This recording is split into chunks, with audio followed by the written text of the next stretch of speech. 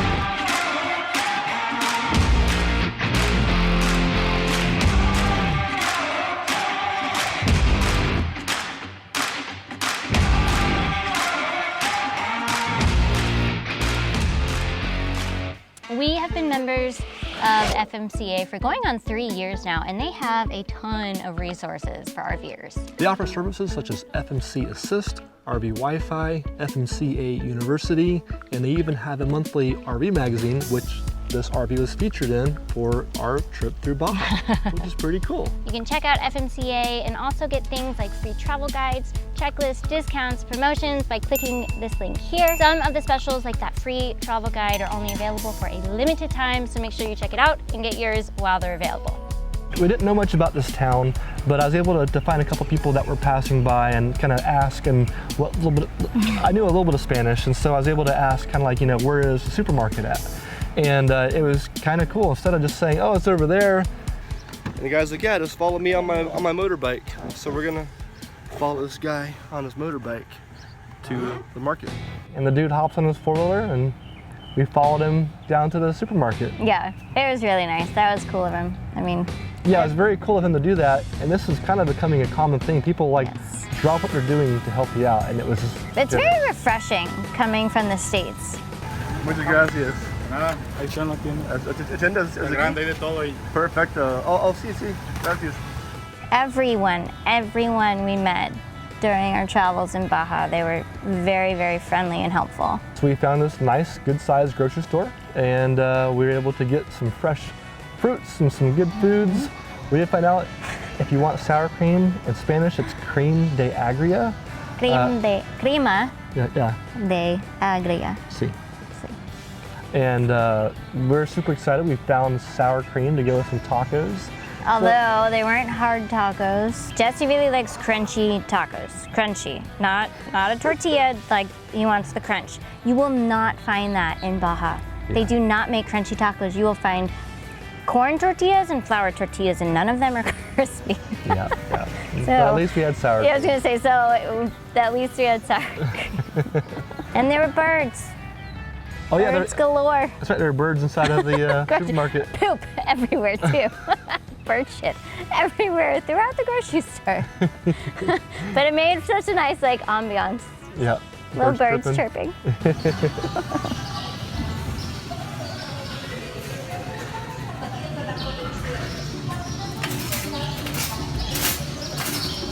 From Guerrero Negro, it's a few hours to get down to San Ignacio.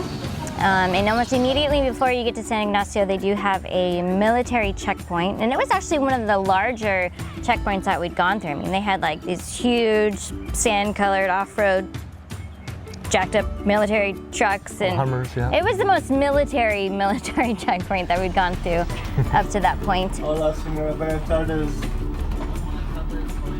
This is also the most thorough military checkpoint we had been through so far. A soldier came on board, looked into the bathroom vanity, and then over in the bathroom. This was the first time any soldiers looked in our refrigerator. Where do you look? San Ignacio para the wells, the balenas. So the soldier asked me where we were going, and I couldn't remember the name for whale in Spanish. And so a ballena is a whale, and this is a popular whale watching area. We didn't have any contraband, but still, having the soldier looking through all of our areas made us wonder, like, what if we missed something that we're not supposed to have on board? Eventually, he got tired of looking around through the cabinets, and he said he was finished. He didn't steal any of our Cokes, which will become a trend at some of our future checkpoints. But for now, the inspection was over. And that night we stayed at Rice and Beans, which is a pretty cool little RV park / hotel. They have regular hotel rooms there too. Rice and Beans is a real popular spot for all the racers. So Baja's a massive off-road racing mecca. A lot of races occur here in Baja throughout the year, and Rice and Beans is like one of the places all the racers stop at and get hotels. Yeah, and they all tag the windows too. If you go into the restaurant, there are a ton of windows and hardly any of them let in any light because there are so many stickers on every window pane available. Yep. But it was cool, you get to see all the different companies and brands. Yeah, the downtown San Ignacio is very beautiful. There's a very, very old church and some neat cobblestone streets and little stores there. Yep. They also have Wi-Fi. I was able to post up in this little cafe. So this whole time down through Baja, I've been in school, doing online learning for a college course, and I have to have internet to do my school. And so I finally found good Wi-Fi and spent a couple days posted up in this little Mexican restaurant in the back corner doing all my studies. And it was nice. There was greenery. We were able to plug the RV in to power and water, and there was a little pool. So it was a nice change of scenery for us for a little bit. And San Ignacio is quite famous for the whale tours that they offer. Now the bay, it was like an hour drive to get out there from San Ignacio. And in the middle, so you're driving through this desert to get out to the bay where you can go on the whale tours. In the middle of nowhere is this huge, huge village. That's kind of counterintuitive. A large town. But in the middle of nowhere, and they had a really big solar farm. They had a massive school. I mean, everyone was living totally normal. They were just literally in the middle of nowhere. So that was it made us cool. wonder what would they do for income or for work? They're just in the middle of nowhere. All we could figure was that maybe the whale tours, because that was the closest thing nearby. So we thought maybe by driving our truck out there, we figured, hey, if a tour is 4 hours, 2 hours of that's probably just bopping down the road in the van, maybe 2 hours on the water. So if we drive ourselves out there, maybe we can go out and hop in a 2-hour boat ride. So we get out there to these camps, and they're like, no, gringos, go back to the... No, so it was 4 hours on the boat. That did not include the drive time. So us driving out there made no difference. It was a cool drive, though. And then we got into an argument. I think you said that dogs can't drive cars, and I think I said that in Mexico, dogs are allowed to drive cars. So there's a law that allows dogs to drive cars. That's totally what we were arguing about. So anyway, she got ticked off and drove off without me. I let Nutmeg drive home.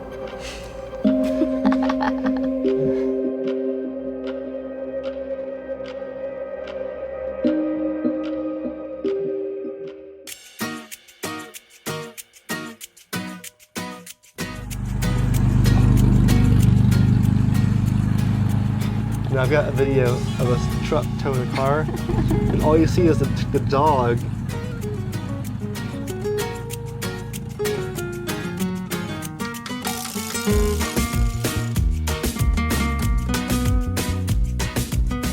So San Ignacio is kind of more in the central area of Baja. It's definitely not near the beaches. And so leaving San Ignacio, we head south and then actually kind of curve towards the eastern coast. But before we get to the coastal town of Santa Rosalia, you have to go through this windy mountainous road, and I think the official name was like something Infierno. We will go back and put the font overlay of what the name of the Spanish highway is, but the English translation is Highway to Hell. And so driving a big RV down this windy mountainous road is kind of unnerving at first. So we pulled over, kind of got our bearings together, and then a few semi-trucks drove past. We Yeah. Well, hey, if the semi-trucks can do it, we can do it. So we just took it slow and steady, and it went pretty well. Yes, but I would also like to point out that basing the ability of you driving your RV somewhere based on what a semi-truck driver can do in Mexico, I would not compare the two, because we saw some semi-truck drivers doing some crazy driving. Once you got through the worst part of the highway to hell and the worst switchbacks and kind of got a little further along, we were feeling pretty good actually. And at one point I had this ridiculous hat on and we're listening to Copacabana.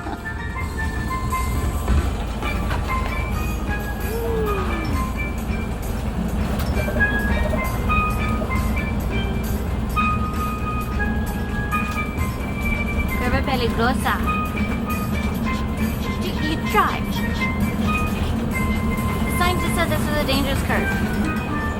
Just bopping down these crazy windy mountainous Gotta roads get that in drop the off. mood. By in the mood, I mean like Caribbean music while we're in Mexico. Well, we were almost on the coast, and but yeah, we're just excited to be moving, some new scenery ahead, and we were super excited to finally be getting back to the coast. We've been inland for a few days.